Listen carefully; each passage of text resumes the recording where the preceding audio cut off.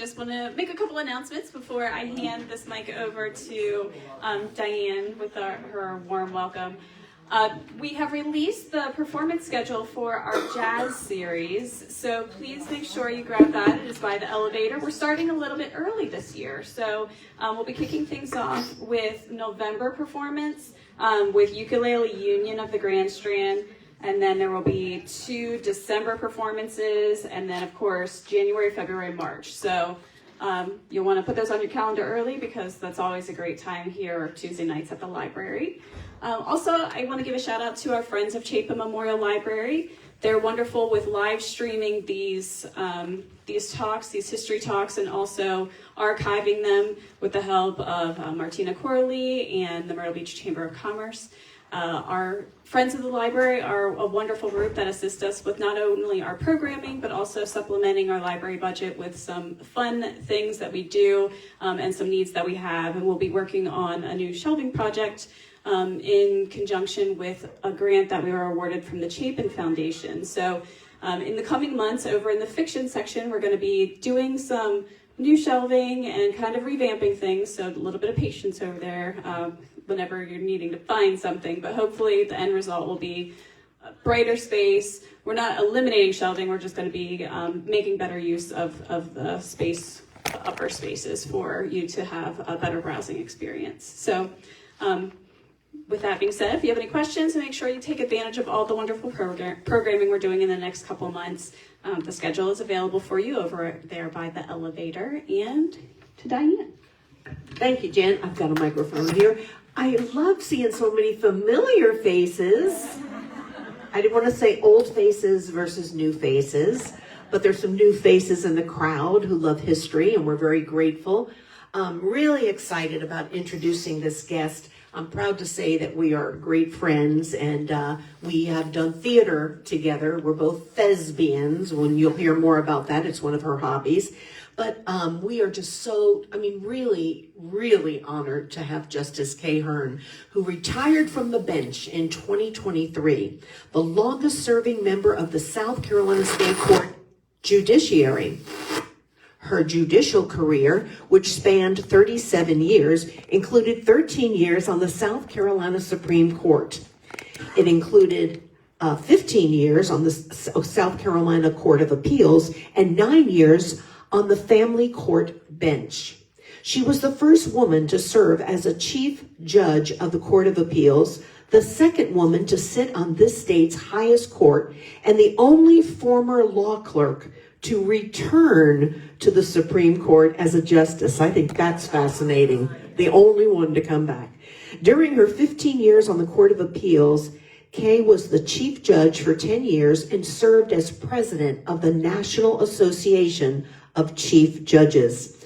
And while a family court judge, she served as president of the Family Court Judges Association. She now practices law in Conway, but she works for the White firm in Greenville and Columbia, concentrating on litigation and appellate matters. She shares an office, by the way, with Luke Rankin. Now, you know they're having a lot of fun. Nothing serious there with Luke. Kaye is married to George Hearn, who's an attorney in Conway, and her daughter, Kathleen Hearn, is also an attorney. She holds 4 honorary degrees, loves singing in her church choir, loves cooking, and yes, theater. I bring to our stage Judge Kaye Hearn.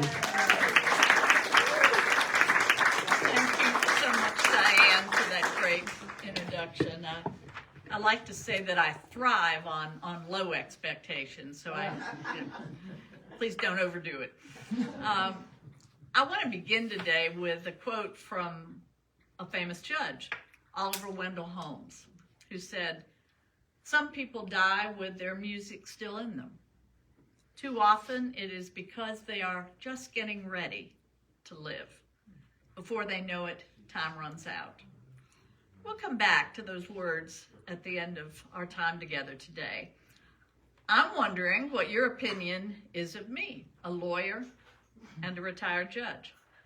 Most people's impression of lawyers and judges come from watching TV. You cannot imagine how many times during my judicial career I was asked if I was like Judge Judy. Now, I would very much like to have Judge Judy's money, but I'm here to tell you I was nothing like Judge Judy during my 37 years on the state court bench. Judge Judy's TV persona is totally packaged for audience consumption, and it's really different from the very civil and professional atmosphere that is common in our courtrooms across South Carolina. Laypersons' views of the legal system often come from watching courtroom TV shows or from media accounts of cases, what they read about cases, neither of which are usually completely accurate. Many of you here today may remember the media accounts of the McDonald's hot coffee case. Remember that case? Yeah.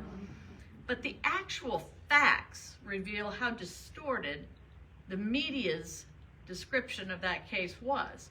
At the time the news story ran, it seemed pretty ridiculous that an individual would sue over her coffee being hot, because coffee's supposed to be hot, right? Well, not so fast. The press did not tell the whole story. The temperature of the coffee was over 180 degrees. Not quite boiling, but simmering. Those of you who are cooks in the audience know that simmer is right before it boils. The 79-year-old woman sustained third-degree burns when she accidentally spilled the coffee in her lap. She was hospitalized for 8 days. She underwent skin grafting and had continued medical treatment for 2 years afterwards. She originally offered to settle with McDonald's for $20,000, the amount that she had to pay from all her medical bills. McDonald's refused, so they went to court. A jury eventually awarded her $200,000 in compensatory or actual damages and $2.7 in punitive damages, but the trial judge reduced that punitive damage award down to $600,000. So, although that case was cited by some as an example of frivolous litigation, in reality, that case was anything but frivolous. But I think it serves as a cautionary tale about believing everything you hear or read about the legal system. More often than not, when laypersons have an opportunity to observe our system firsthand, not as a litigant, but from a more objective perspective, such as serving on a jury, they come away pleasantly surprised by the experience. Parties to lawsuits cannot be expected to be objective about their own case. And you simply do not get the whole story when you hear only one person's side. Under our adversarial system of justice, usually one party wins and the other loses. Therefore, it follows when people are litigants in a case, their opinion of our legal system depends on whether they won or lost. Since it's human nature to blame others for one's problems, lawyers, judges, or the system are frequently blamed when a case doesn't go the way the litigant wants it to go. During the almost 10 years I served as a family court judge, I knew that one party, the winner, thought I hung the moon, while the other party, the loser, thought I was the worst judge in history. Because most TV shows and movies deal with trials rather than with appeals, the public knows even less about what I did for most of my judicial career as an appellate judge. So today I wanted to talk a little bit about what it's like to be a state appellate court judge, as well as my personal journey from growing up in a small town in northwestern Pennsylvania with dreams of becoming a ballerina, but instead ending up a justice on the South Carolina Supreme Court. As in most states, there are two appellate courts in South Carolina, the Court of Appeals and the Supreme Court. I served on both. I was privilege to serve on both, but I served on the Court of Appeals for 15 years.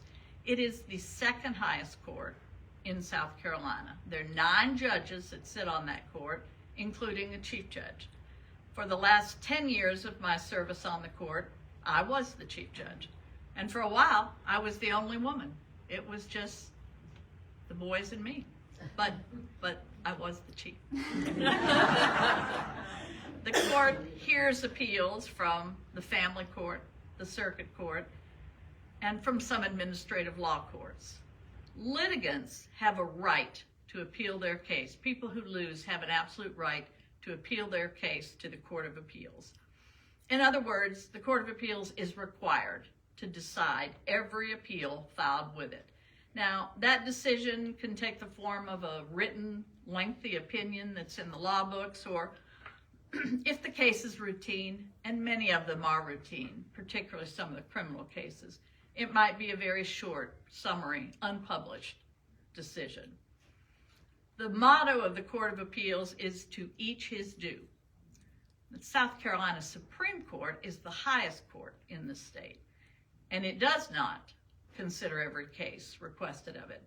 Like the U.S. Supreme Court, the South Carolina Supreme Court first decides whether or not it will take the case. And we do that, we did that by granting or denying certiorari. That's a term you've probably heard. Only a small percentage of those cases decided in the Court of Appeals ultimately go on for review at the Supreme Court. But in addition to hearing appeals from the Court of Appeals by way of certiorari, there are also 7 types of cases that skip over the Court of Appeals and go straight to the state Supreme Court. They are cases that, such as a case with a substantial constitutional question, voter and election law cases, municipal bond issue cases, public utility rate increases. You can see this is riveting stuff, right? Orders involving the statewide grand jury, cases where a sentence of death has been imposed in a murder case, and appeals from a family court judge's decision to grant or deny an abortion to a minor. So the common thread running through those 7 kind of cases that go straight to the Supreme Court is the need for a quick resolution. In other words, they need to be decided quickly. It's not that the Court of Appeals isn't capable of deciding it, but those cases go directly to the Supreme Court. In addition, our state Supreme Court hears cases in its original jurisdiction. Now, what does that mean? Well, it means the case originates in the Supreme Court rather than in a trial court.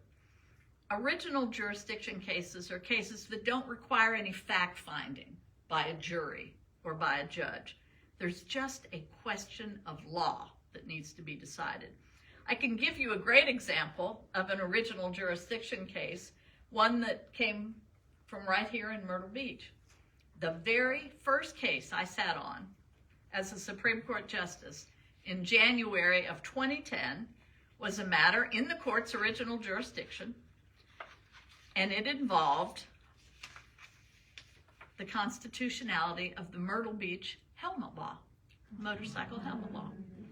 The issue in that case was whether or not the city of Myrtle Beach could pass a helmet law that applied just within the city limits of Myrtle Beach, because the General Assembly in Columbia had already decided a statewide law that adult motorcycle riders did not need to have a helmet. So you can see there wasn't any reason for a jury to hear that case. There weren't any facts that had to be found. So it came straight, it was brought in the court's original jurisdiction. I'm fairly sure that all 5 of us on the Supreme Court thought the Myrtle Beach helmet law was a good idea. But because there was already a statewide helmet law in place, we had to say that Myrtle Beach had no authority to pass a different law for the city of Myrtle Beach. Another example is a case I handled more recently, since I've been back in private practice. It was a case brought in the original jurisdiction of the South Carolina Supreme Court, which challenged the legislation that would have given over $40 million a year in public funds to private schools. We're part of a team that represented the Department of Education, superintendents of school who opposed giving public funds to private schools. And the reason it was being opposed is our state constitution says very clearly no public funds shall be given to private or religious institutions. But despite that, sounds pretty clear, right? We thought it was pretty clear. The General Assembly passed a law that purported to would have given $40 million a year to private schools, and we were successful in challenging the constitutionality of that. But that's another example of a case that was brought in the original jurisdiction of the court. The Supreme Court also hears cases that deal with attorney or judicial discipline, and it's responsible for making the rules that govern the court system. It's also responsible for administering the state bar exam. So those are the kinds of things that the state Supreme Court does. As I already mentioned, the Court of Appeals has 9 members, and they sit in panels of 3 judges at a time, while the Supreme Court has 5 members, and that court always sits en banc, which is just a fancy way of saying, or a Latin way of saying, all together, all 5 justices. While it is possible to appeal the decision of the South Carolina Supreme Court to the U.S. Supreme Court, that occurs very rarely. I would say during the 13 years I was on the court, there might have been 3 or 4 cases that went on up to the U.S. Supreme Court. One involved the adoption of that Indian child out of Charleston. It was kind of a big deal in the state. There was a statute in place that if a child was 1/16th Indian, you had to have the permission, American Indian, you had to have the permission of the tribe to adopt, and this couple had adopted this child without knowing that, and so the biological father was trying to take the child back. It was really an interesting case, and at that time on the Supreme Court, 2 of us, Justice Kittredge, who is now the Chief Justice, and myself, were former family court judges. The others were not. You would have thought they would have listened to us, right? No, they didn't. We dissented. We thought that the father should not be allowed to take the child back, and there were a lot of reasons for that, not the least of which he had told the biological mother to get an abortion. He didn't want anything to do with the child, and a lot of other reasons. But 3 members of the court thought otherwise and thought that the baby should be turned back over. That went up to the U.S. Supreme Court, and I'm proud to say that we were right. They should have listened to us to begin with. But generally speaking, the decision of the South Carolina Supreme Court is final. The motto of that court is nil ultra, which means none higher. Funny little story, I like to cook, and I make a cookie. It's a butter cookie. It's got all kinds of things in it. But the name of it is the world's greatest cookie. I mean, how stupid, right? And people all the time ask me for the recipe, and like, what do you call this? And I would say, oh, it's the world's greatest cookie. So anyway, a friend of mine who's a professor at Coastal suggested, why don't you name it Neo Ultra? Because that means none higher. It means the same thing, but it sounds way cooler. The world's best cookie. So what is the day-to-day job of a state appellate court judge? Well, it's primarily a reading and writing job. Appellate judges read the transcript of the trial, the testimony, read the written briefs of the parties, and then hear oral arguments from the attorneys in Columbia. Both courts sit in Columbia. We do travel. They do. I still act like I'm on the court. Sorry. Occupational hazard. But they do travel. We held court twice here at Coastal Carolina. And they've been to Winthrop University and South Carolina State College and held court in other venues too, but primarily the court hears arguments in Columbia. In the Supreme Court, after the oral arguments, the 5 justices go into their conference room to discuss the case and take a final vote on how the case should be decided. The judge assigned to write the opinion, and that's just by random. One of the 5 is assigned each of the cases. That judge's chambers has produced a bench memo, kind of a summary, a very thorough summary of the case. And that is sent out to the other judges before oral argument. Now, they've read the case too, but that way they have an idea what the authoring judge, or at least the person assigned to author the case, thinks, how that judge thinks the case should turn out. Now, sometimes oral argument changes our mind. It's not true. A lot of lawyers think, oh, your mind's already made up.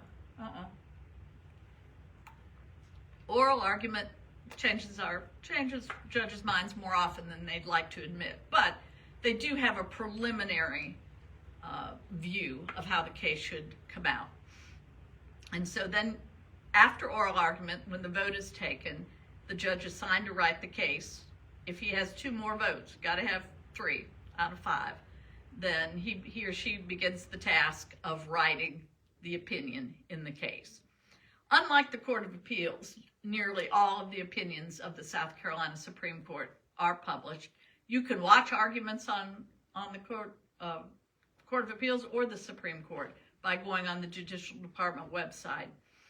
I think it's important to understand, though, that appellate courts do not retry the case. There are no witnesses in there.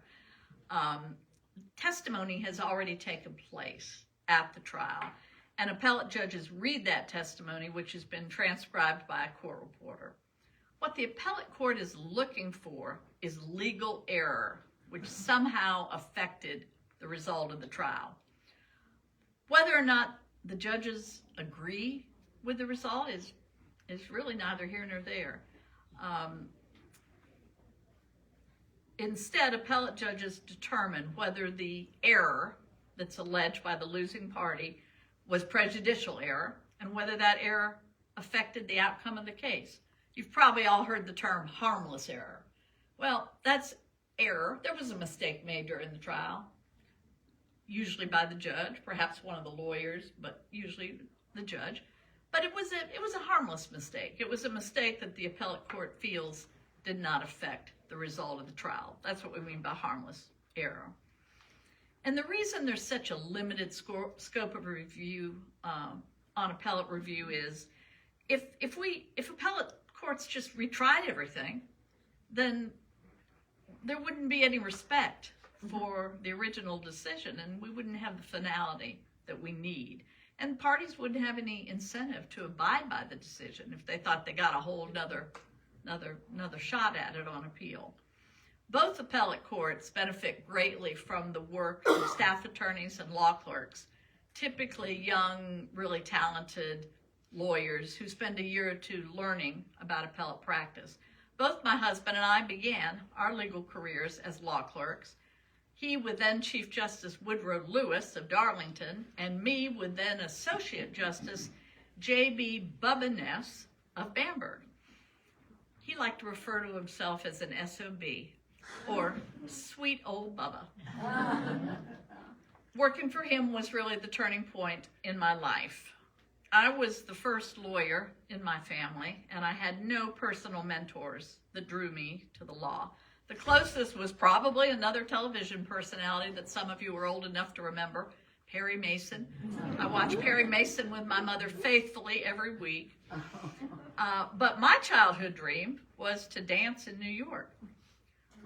To that end, my mother drove me 75 miles each way, twice a week, in all kinds of weather in northwestern Pennsylvania to Erie, PA, where I took ballet from the head of the Erie Civic Ballet Company. And then my summers were spent at a place in New York State called Chautauqua, where the same dance teacher would teach summer classes. But by the time I got to high school, I was starting to question whether I really had what it took to the discipline and the single-mindedness to be a dancer. So I went to college instead of going to New York. I majored in history, which led me to law school and to a career which ended up being every bit as demanding as ballet. As Justice Story famously said in 1829, the law is a jealous mistress and requires a long and constant courtship. Now, some of you may wonder, like, how did I get to law school from wanting to be a ballerina?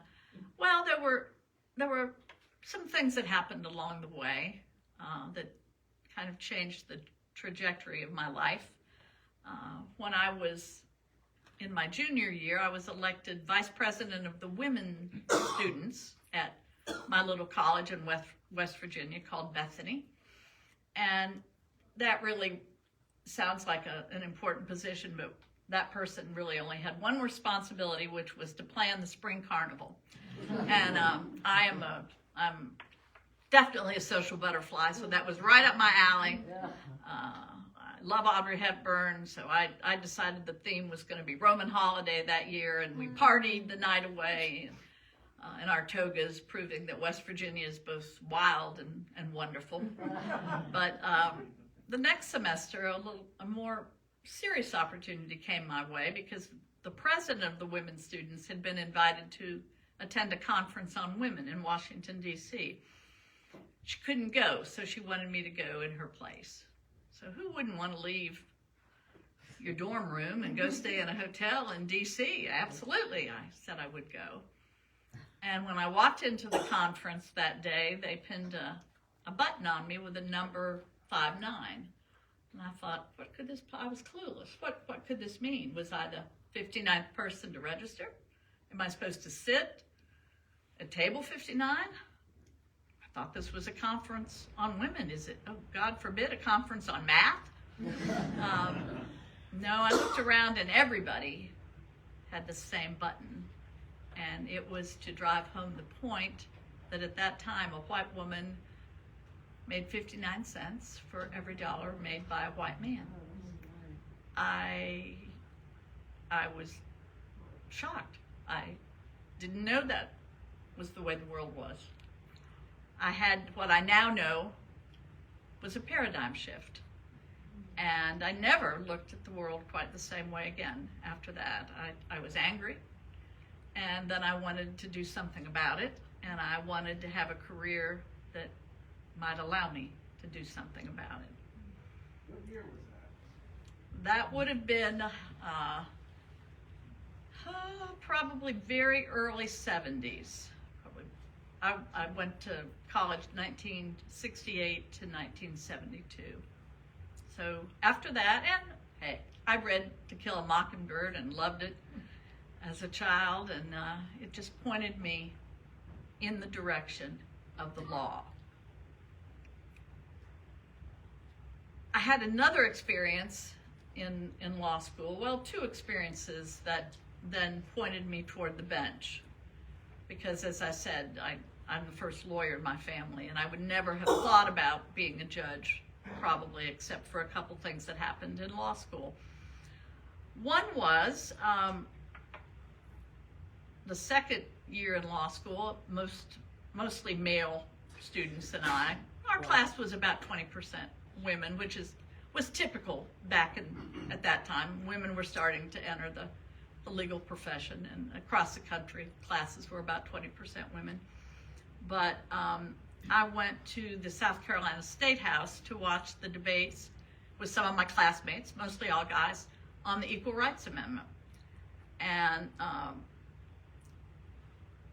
women had only been allowed to even serve on juries in South Carolina in 1968. So it was, the ERA was a big deal. They flew in a conservative activist from the Midwest somewhere, Phyllis Schlafly, who some of you may remember her, Mrs. Schlafly, as she insisted on being called. And she made the case against the amendment, and she had a parade of horribles. Women would never get alimony, there would be abortion on demand, God forbid we'd become like France, we'd have unisex bathrooms, stuff like that. But the person chosen by the General Assembly to debate the other side was a woman, young lawyer legislator from Columbia named Jean Hafer-Toll. I'd never seen her before. I came away very impressed because she wanted to talk about what the amendment was really about, equal pay for equal work, not all these other things. I was convinced. That probably doesn't shock anyone here. And so were her fellow House members who voted unanimously in favor of the ERA, but when it went to the Senate, they killed it. It did not pass here, and we know it didn't ultimately pass. But I came away from that debate really impressed with Jean Hafer-Toll, who had argued so passionately for equal rights under the law for everyone. But if anyone had told me then that 25 years later, the two of us would become Chief Justice and Chief Judge of the two highest courts in the state, elected on the same day in June of 1999, I would have never believed it, because you see, there were no women judges in South Carolina at that time, or on the U.S. Supreme Court. So I probably would have just laughed in their face if they had told me that, but that's exactly what happened. The other thing that happened to me in law school was I received a letter to come interview with that SOB, sweet old Bubba Ness. I already had a job with the law firm that I've been clerking for. I had accepted a job with them after graduation. But that year, Justice Ness asked the dean of the law school to recommend 5 students. And he just wrote us all letters and asked us to come interview. Well, I'd never met a Supreme Court justice, let alone one named Bubba. So, and I've just never been one to turn down opportunities. So even though I already had a job, I went to his office at the Supreme Court, which ironically later was my office. I walked in and he was very friendly at first, and I was glad to see he was a short man because I'm not very tall, and he smiled and shook hands. And I sat down and he said, "Well, Miss Gorenflo," that's my maiden name, "well, Miss Gorenflo, I have a lot of problems with you." And I thought, what the heck, you know? He just met me, and he's the one that invited me to come and interview. So I said, "Sir?" And he said, "Well, first of all, you're a girl." Smart man, right? And without thinking, I said, "Well, you're just going to have to talk to God about that." And he laughed, and I laughed. I got the job. He became, my lifelong friend and my mentor. And I'm just so glad that I reacted that way instead of in anger, saying something like, "Well, that's a chauvinistic thing to say," because he would never have hired me had I said that. And there's not a question in my mind that I would never have become a judge myself without the thoughtful and careful mentoring I received from Justice Ness. After finishing my clerkship in Bamberg, I moved to Horry County to practice law in a small firm with former Senator James P. Stevens as the senior partner. We had an office in Loris and in Myrtle Beach. And again, I was the lucky beneficiary of excellent mentoring. From the very beginning, the members of the firm treated me as an equal, and my work and my opinions were respected. Now, that may not seem that unusual today, but this was over 40 years ago, in 1979, when women were just beginning to enter the legal profession here and across the country. When I went to practice with the Stevens firm in Loris, I think there were only 3. There were only a handful of women lawyers in the county, 3 to be exact. Many lawyers called me Little Lady, which I am. One lawyer from Hearn always called me Princess, and I kind of like that. And a few basically ignored me, preferring to talk business with my male partners instead. But I will say that overall, my experience was really positive, and the vast majority of male attorneys and judges really went out of their way to welcome women to to the profession. In 1986, I left private practice when I was elected to the family court bench.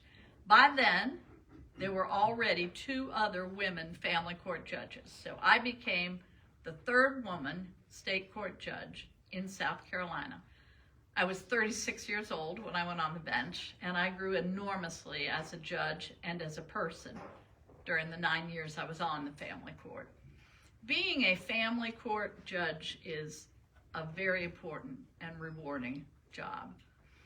Family court judges hear a whole spectrum of issues that involve families, including divorces, which can be simple and uncontested, or really complicated and hotly contested, custody, visitation matters, juvenile criminal matters, DSS abuse and neglect cases. They were the toughies. And termination of parental rights and adoptions. There's no jury in family court. The judge is both the finder of the facts and the giver, decider of the law. So that means it's not only a very powerful position, but it's also a very gratifying one. As an appellate judge, you might author an opinion that will go down in the history books, but as a family court judge, you make a difference in people's lives every single day. In 1995, I was elected to the Court of Appeals. A part of me yearned to go back to the appellate work that I had done working for Judge Ness, although I loved being a family court judge, but I was pretty young when I was elected, and I was known as a lock-em-up judge. Every Monday, I would hold contempts, the people who hadn't paid child support, men and women. Women don't pay their child support about the same percentages that men don't, and I just put them all in jail. And guess what? They all paid. It's something amazing, but they have absolutely no money, and then when they understand they're going to jail, they get that money. So even though the most I could do as a family court judge was put someone in jail for 6 months, when I would walk to my car in the morning, the jail used to be right there, the old jail in Conway, and they would yell out the window at me, and they would call me "Hang 'em high, Hearns." How in Horry County we always put an S on people's names. But I ran for the Court of Appeals, and I was fortunate enough to be elected. And then 4 years later, I ran for the position of Chief Judge. And again, I was elected on the same day that Jean Toll was elected Chief Justice. Both of us being the first and the only women to have ever served in those leadership positions. In May of 2009, I became the second woman in history, as Diane said, elected to the South Carolina Supreme Court. I never thought we would back up from that. In other words, I never thought we would move backwards from that kind of diversity. I'm one of those people who always sees the glass as being half full, not half empty, and I just thought it would just get better and better for women. Was not the case. When Chief Justice Toll retired in 2015, we have mandatory retirement at age 72, so I was still on the court, but until 2023, I was the only woman on the court. And then when I retired, I was replaced by a man. A wonderful man, a wonderful judge, but there were 2 equally wonderful women judges with exactly or more experience than he had, but our General Assembly elected a man. So for a time, South Carolina had the dubious distinction of being the only state in the country with an all-male high court. Fortunately, the next time a vacancy occurred on the court, the General Assembly elected a woman. She's great. So we've had 3 women in the history of this state serve on the Supreme Court. It's really different in other states. Like in Wisconsin, there are a majority of women on their highest court. So it's quite unusual that we're in the position we are, but we're also in that same position we have the lowest number of women senators anywhere. country. But at least we do have one woman on the Supreme Court now. Sadly, though, although we have had 2 black men who've been on the Supreme Court, both of whom went on to be Chief Justice, at the present time, there is no person of color on our state's highest court. Now, why is it important? Why do I think it's important to have a diverse judiciary, one that reflects the demographics of the state? I do agree with Sandra Day O'Connor's sentiments that at the end of the day, a wise old man and a wise old woman usually come to the same conclusion. And of course, we all know that the case of Brown versus Board of Education was decided by 9 white men.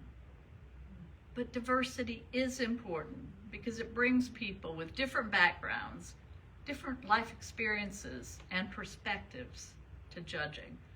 And it does promote confidence in the public in our judicial system. I think the simplest explanation for why diversity in the judiciary is important is that people who come into our courtrooms need to be able to look up on that bench and at least sometimes see somebody who looks like them. A rule of law simply cannot survive without citizens having confidence in our system of justice. I have been extremely fortunate in my personal and professional life. I was blessed with great parents who always expected me to excel, encouraged me to follow my dreams, and were wonderful role models on how to treat others. Neither of my parents went to college, but they taught me to treat the bank president exactly the same way as the person who checked me out at the grocery store. I often think back to the early 70s when I decided to go to law school, which certainly was not the typical career choice for girls at that time. And I wonder if I would have ever gone if my parents hadn't gotten behind the idea, because I very clearly remember being discouraged about going to law school by almost everybody else. They said things like, "You'll take a spot that a man should have." Or, "Well, if you have to go, I guess you could be a law librarian, or you could be a legal secretary." Or this was one of my personal favorites, which turned out to be true, "Maybe you'll marry a lawyer." I did, but I assure you that is not the reason I went to law school. My husband, George, to whom I've been married for 45 years, is the brightest person I've ever known, yet at the same time, the least self-important person I know. He's always thought that my career was just as important as his. We do have a fantastic daughter, Kathleen, who practices law with her daddy and lives right across the street from us with our only grandchild, James Marshall, who's 5. After my mandatory retirement at age 72, I have been honored to practice law with one of the premier law firms in this state, the Weish firm, which is based in Greenville. It's an old firm. It's been around for more than 50 years. 40% of our lawyers are women, and the senior partner, the chief partner is a woman. Several of my law clerks, former law clerks, work for that firm, and so I get to work with them, and that's fun. Because my law clerks, I've always said, were the most important part of my job. They became like my family. Professionally, I've always tried to work harder and be better prepared than anyone else in the room. Personally, I've tried to follow these 2 pieces of advice from a well-known educator on how to succeed in life. First, marry the right person, because that one decision will affect 90% of your happiness or misery in life. And the second rule is never do anything that wouldn't make your mama proud. Rules to live by, right? For me, being a judge was the best job in the world. To love what you do and feel that you've made a difference, what could be better than that? My twin mantras during my judicial career were to get it right and feed everyone with the same spoon. The goddess of justice is blind for good reason, and our judicial independence depends on her remaining blind. Blind to the status of the people who come before her. We really have a great group of state court judges here in South Carolina. And although I am sad that there's only one woman on our high court, about almost 40% of our state court judges, when you take into account family court, circuit court, and the 2 appellate courts, are women. So that's pretty good. That's about the percentage that we are in the bar. And about 13 or 14% are persons of color. And again, that is pretty reflective of the percentage of black lawyers in the state. In addition to the judges I've talked about family court a little bit. The other trial court judge, the main trial court judge we have, and someone here told me they knew Larry Hyman. Who is it? You. I thought it was you. Larry was a circuit judge in Conway. They are our state trial court judges. They travel all over the state, which is a wonderful thing that we're able to do because we're so small. It prevents judges from having to hear cases involving their neighbors or their friends. We always have visiting judges here.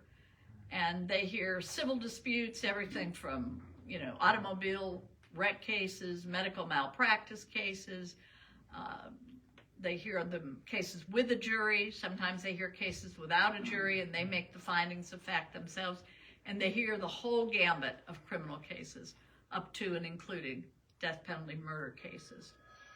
And as you've learned today, our 2 appellate courts hear appeals from those 2 courts, family court and circuit court, as well as from certain administrative bodies, such as administrative law courts or the Workers' Comp Commission. Those are the judges that hear cases if you're injured on the job.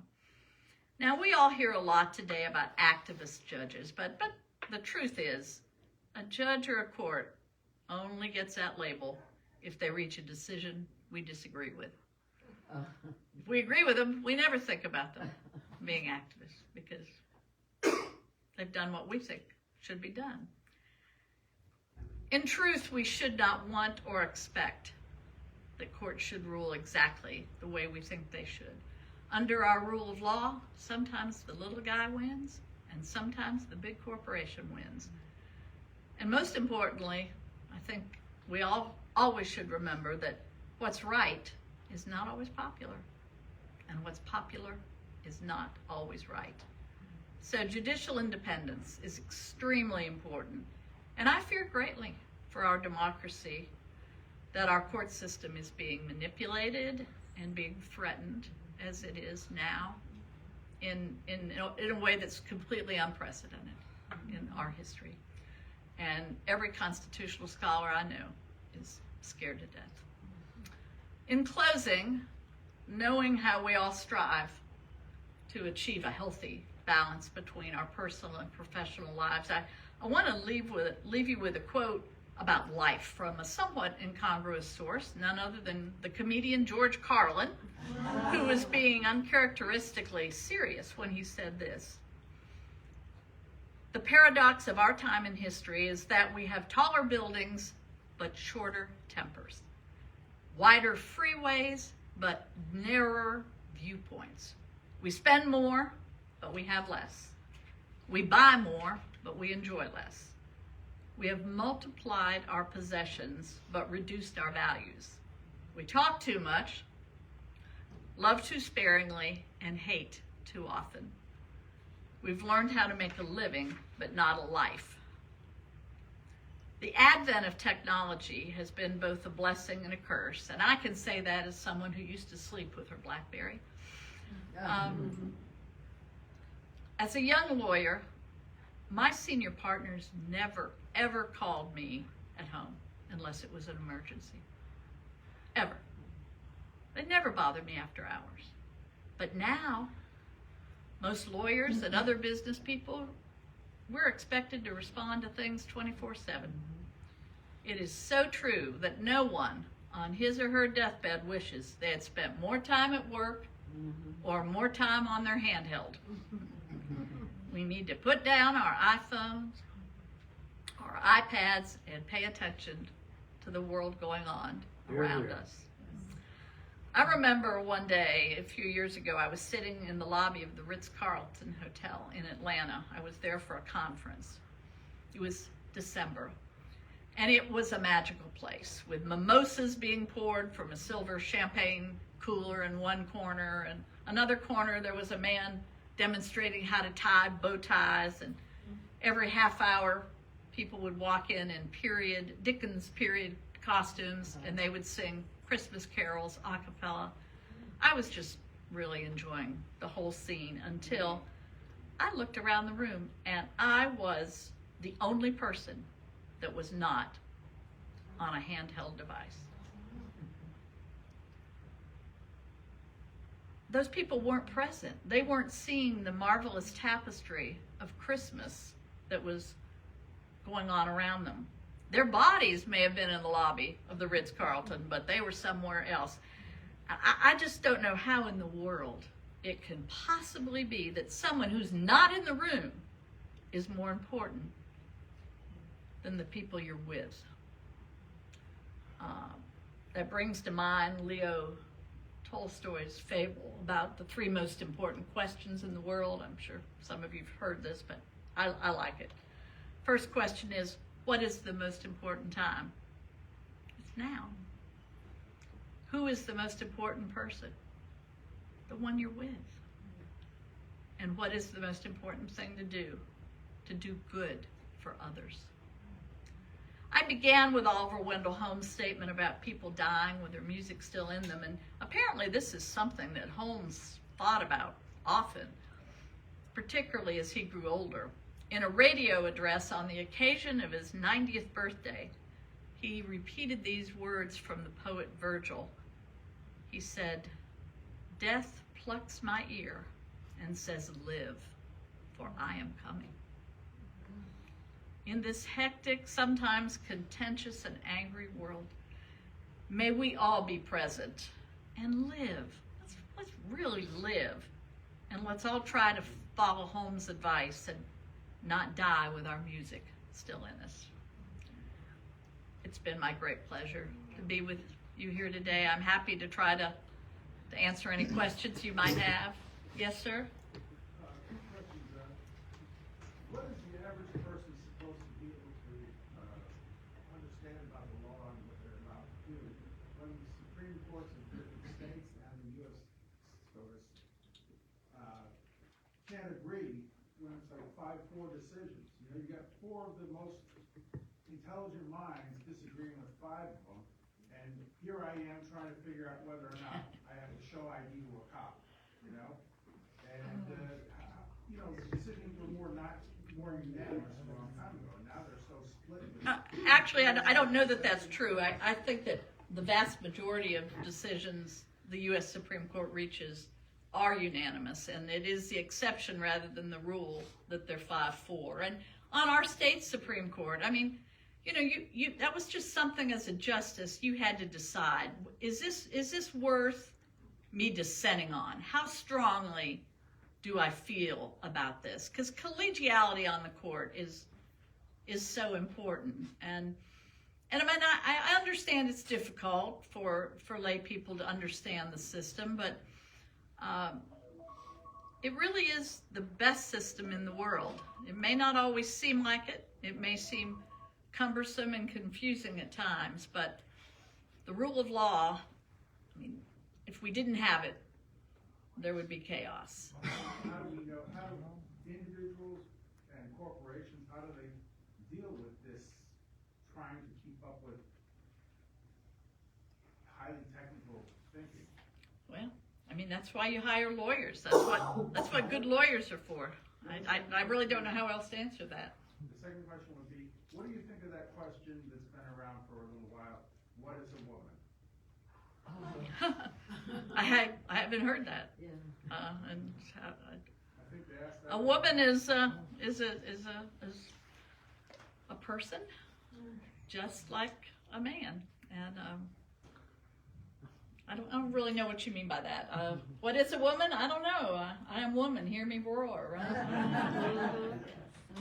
One of God's gifts. Definitely. I mean, you know, I know it's been said that women hold up half the sky.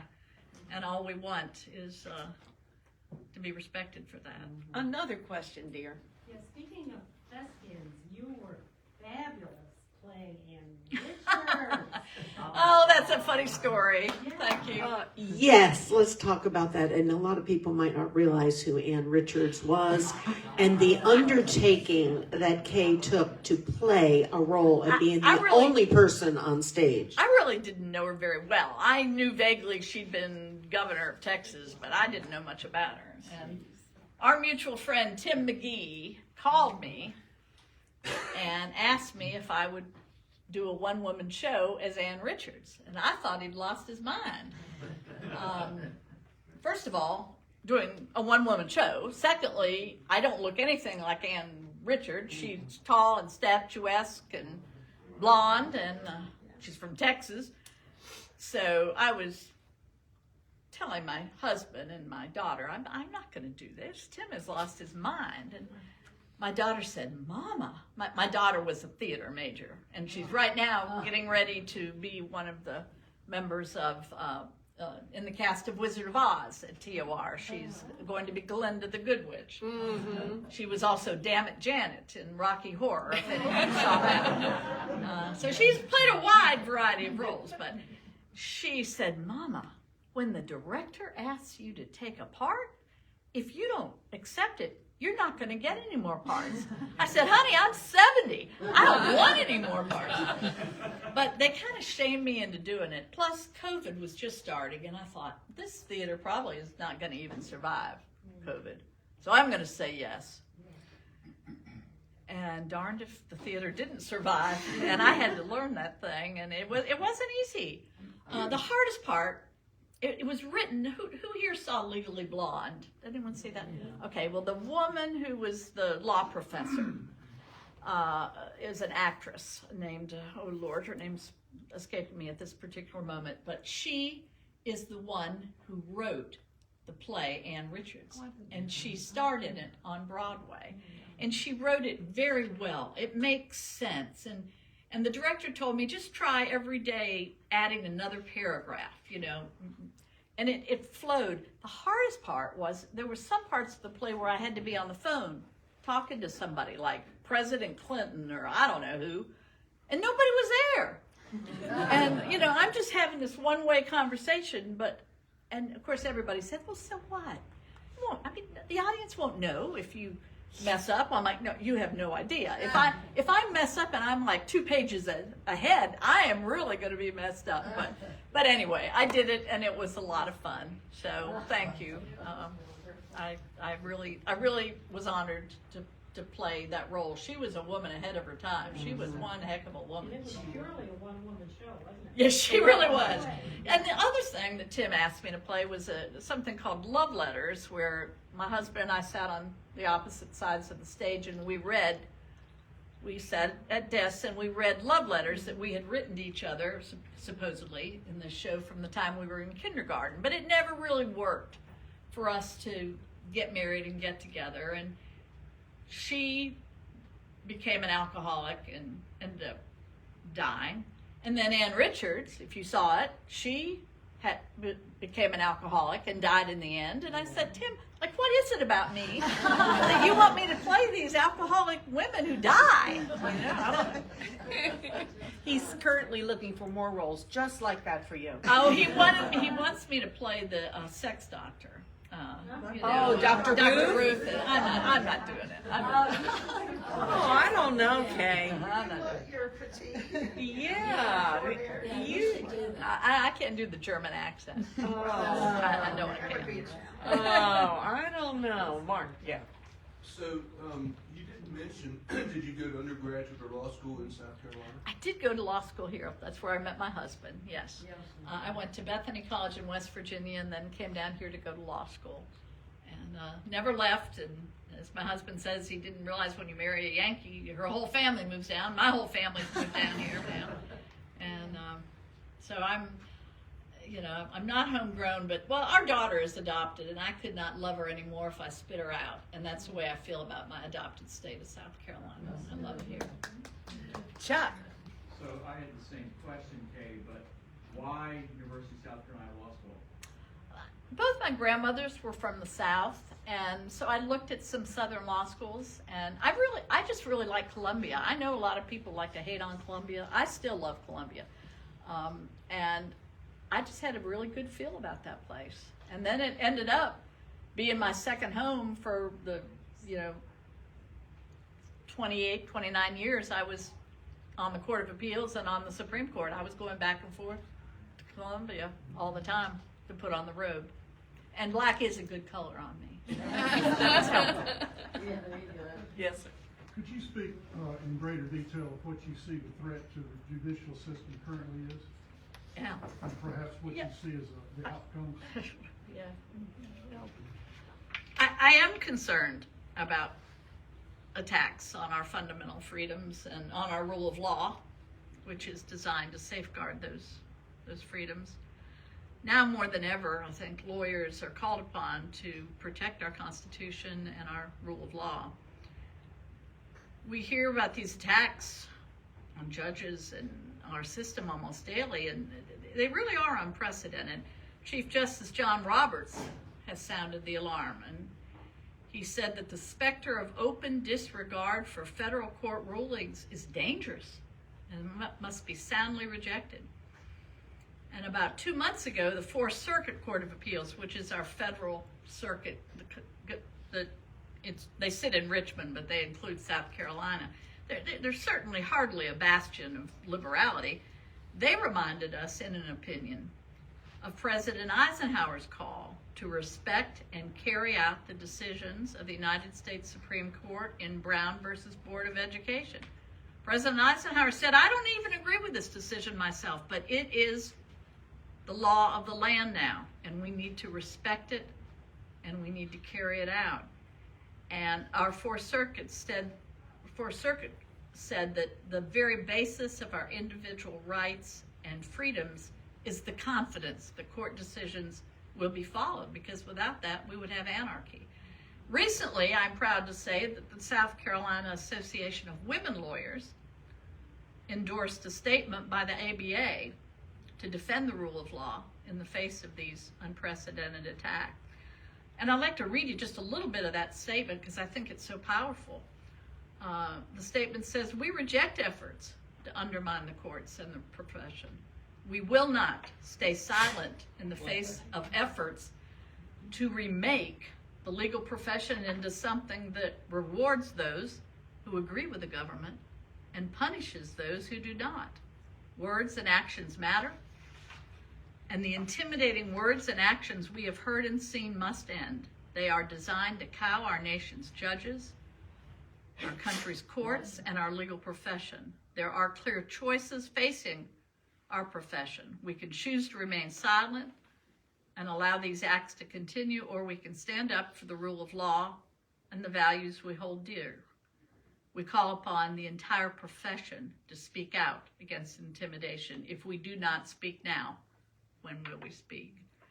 And I think it just shows you how this is a statement by the ABA, and then the women lawyers repeated it. It's a perilous time when you have people being prosecuted for political reasons. It's a perilous time. And then the assassination of Charlie Kirk was such a heinous thing, and then the firings which ensued after that I think threaten our free speech. And it's ironic to me because of all things, Kirk was a passionate advocate for freedom of speech. Sure, some people didn't agree with his positions, but he invited all comers to debate him in a civil forum. And I don't know if y'all know Kathleen Parker. She is a columnist for the Washington Post, but she's from South Carolina. And she said that to silence others in Charlie Kirk's name is surely an insult to his memory.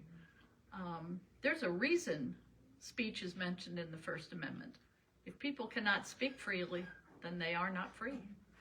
We tolerate all manner of offensive material in the name of free expression. pornography, racist marches, because we understand that only by protecting humanity's worst forms of expression do we guarantee the sanctity of the best. We don't need the First Amendment to protect Hallmark greeting cards. It's needed to protect our right to vote, to protest peacefully, to say, just wait a minute, hold on. The worst speech needs to be protected in order to safeguard the best. So, you know, I am concerned, but I'm, again, as I said, an optimist, and I have to believe in order to survive that our institutions will continue to survive as they have these many hundred years. Right. Ruben has a question. It's dealing with the fourth estate. The media. Do you think they're doing their job? You know, I think one of the worst things that ever happened to our country was when we all stopped getting the same news. Y'all remember, some of you remember that. It was on CBS, ABC, and NBC, and we all got the same news. And now, depending on what station you listen to, you may get a very, very different report of the news. And I think that's really hurt us. I don't know if that really answers your question. I respect what they do. I don't always agree with the way they report things, but I do respect what they do, and I don't think, I don't agree with them attempts to silence them, certainly. Well, I don't respect what they do. And the main reason why I don't is because I think it's too corporate run now. Well, a lot of things are. And then, you know, sometimes people ask me what I think the worst decisions of our U.S. Supreme Court ever were. It's hard to say, but as a lawyer, I hate the decision that allowed lawyer advertising. I think it just ruined cheapened our profession. I hate that decision. Well, let's get that to line. But the other decision I really hate is the one that allowed all the money to go into. Citizens United, Yeah, to be yeah, specific. exactly. I don't know what you're talking about. If I could double dip, I want to ask. Wait 1 second. Excuse me, Mark. She was. The There's a question. decision that allows all the money to be poured into elections by corporations without knowing really who they are, where they're from, you know, that kind of thing. Citizens United is the name of the decision. So, you mentioned Brown versus the Board of Education twice. And I'm an old man, so I get things wrong a lot. But if you would you speak to that? Because I can't quite remember, was it Bennettsville where that started here in South Carolina and got folded into the Board of Education? Correct me whatever I'm getting wrong there. No. But I think so much of the world knows Board versus the Brown versus the Board of Education. But I think almost nobody realizes that started in South Carolina. Yes, we were definitely one of the cases, and gosh, I should have that on the tip of my tongue, the name of that case, and I can't pull it up right this moment. One of the joys of aging. But that case came out of Charleston, and it was the judge who dissented in that case was named Watus Waring, and he was a pillar of Charleston society. But he disagreed with the separate but equal case that was brought here. And he actually became a pariah and had to leave Charleston. He had to move to New York. When he is buried in a church in Charleston, and they have a monument to him now, but when his funeral was there, only black people would come to attended his funeral. But Watus Waring's dissent in the South Carolina case, I think there were 4 cases altogether that challenged the same thing, the separate but equal. Watus Waring's dissent really became, a lot of the words he used became the majority opinion in Brown versus Board of Education. And there's been a movement to try and change the name of that case to whatever the name of the South Carolina case was, which I should know, and I apologize for not. But, you know, they're not going to do that now, these many years later. Somehow it got called Brown versus, which was one of the cases, but the main case was right here in South Carolina. So you're absolutely right about that. And those people, the people who brought the case, their homes were burned, their schools were burned down. It was a terrible Well, if I time. remember correctly, the preacher that was involved also had to leave the state. Yeah. And eventually came back and reestablished a life just across the border of North Carolina. Yes. So you said there were some worse decisions in your mind. Do you think the Supreme Court, either the state level or federal level, should revisit some of the cases? I mean, we've seen Roe versus Wade overturned. Do you think they should go back and look at some of those? It wouldn't surprise me what this court would do. To be honest with you, wouldn't surprise me a bit. And I had a little experience about that myself. I was on our Supreme Court when the 6-week fetal heartbeat act was passed and challenged. And I've told you I have an adopted daughter. I'm not one of those wacky people who think you should have abortion everywhere, for 9 months, or I'm not. That's not my view. But I did not think that 6 weeks made any sense, because most women don't even know they're pregnant within 6 weeks, let alone have time to get to a doctor and have it done. So I wrote, it was a 3-2 opinion, but I ended up writing the opinion that said it was unconstitutional. The generalists, and I got letters from amazing people, a lot of doctors mostly, thanking me for that, and people I didn't know. And then the General Assembly went back, instead of doing something reasonable, like 12 weeks, whatever would be reasonable, 6 weeks I didn't feel was. They pretty much passed the same law again with just a very little wrinkle. And once I was no longer on the court and the court was all male, they upheld it. So I think, that shows that diversity on a court really is important. There was no woman's voice that time. And I think it made a difference. So, Is it required to be a lawyer to be a judge? most judges, from family court on up, circuit, appellate court, about half of our probate judges are lawyers and half are not. And magistrates, I don't know what the percentage is, but there are kind of our summary court judges. They don't have to be lawyers. And they're a small claims court. The most they can do, I think, is put someone in jail for a year and maybe $7,500 judgment. So you kind of need to have you need to have people like that who will hear these cases. Of course, I mean, it's better if they could be all lawyers, I think, but a lot of them do a really, really good job.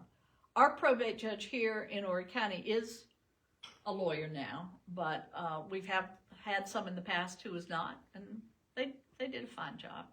And so, but yes, generally speaking, family court on up, and our judges are elected by the General Assembly, which is something different than most states. We do not have popular election, which I've always been opposed to, because I think having to raise a war chest of millions of dollars, I do think the last Supreme Court election in Wisconsin, someone had to raise $13 million. Well, now, who do you think? I mean, they give you that money, and there are expectations about your rulings. I think so I've never really been, I won't say our system is perfect. One thing I don't like about it is we have a 10-member Judicial Merit Selection Commission who decides who's qualified and who isn't qualified. And for quite a while, it was all male. There wasn't one woman on it. And, you know, I just can't even imagine how the men would feel if they went in front of the commission. They were trying to be a judge and everybody looking back at them was a woman. You know, they'd never stand for that. Now I think there's one woman on it, one or two. So there's some changes that I would like, some tweaks that I think could be made. And unfortunately, our elections, our judicial elections, are getting a little more political. They didn't used to be. Judges are not allowed to be political. It's in our code of ethics. When my husband ran for the General Assembly, I couldn't even go to campaign events with him. It worked out great, though, because our daughter went, and I think they thought, you know, she was his young trophy wife. He got elected. But, you know, I more recently, when we have no person of color on our Supreme Court and only one woman, I have started to question a little bit that maybe we need to do something a little differently, or at least people need to, you know, make the General Assembly hear that it's important that we have diversity. We're a diverse state.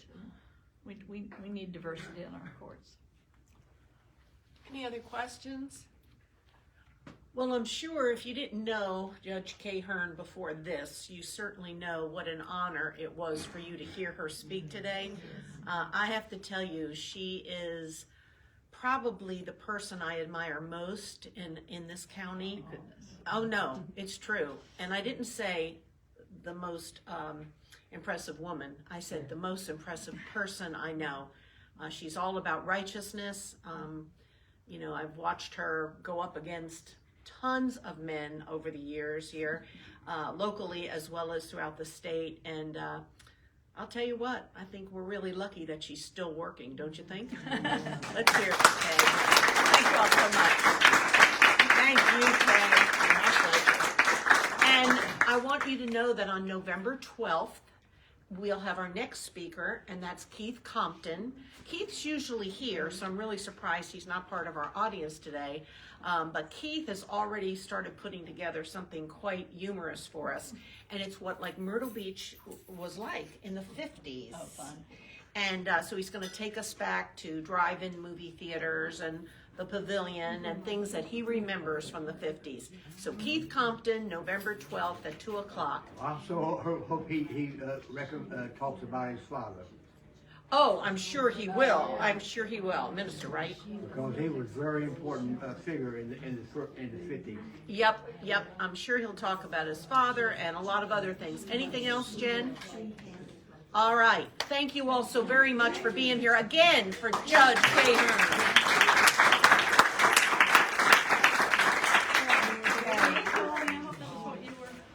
Oh my God. Okay.